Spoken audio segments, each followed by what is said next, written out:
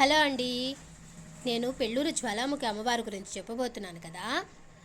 ఈ నెల 13వ తేదీ అనగా బహుళ ఏకాదశి కారణముగా శుక్రవారము గుళ్ళో ఇవన్నీ జరగబోతున్నాయండి.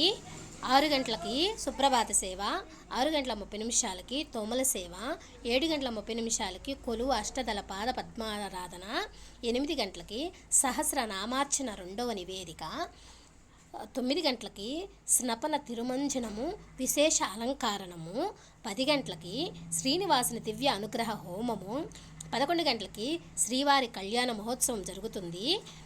సాయంత్రం 4 గంటలకి సహస్ర దీపాలంకరణ సేవ, 5 గంటలకి తిరువీధి ఉత్సవము, 6 గంటలకి శ్రీవారి పుష్పయాగము, రాత్రి 8 గంటల 30 నిమిషాలకి రాత్రి కైకర్యము, 9 గంటలకి ఏకాంత సేవ ఇవన్నీ జరుగుతున్నాయండి. విచ్చేసి అమ్మవారి కృపకు పాత్ర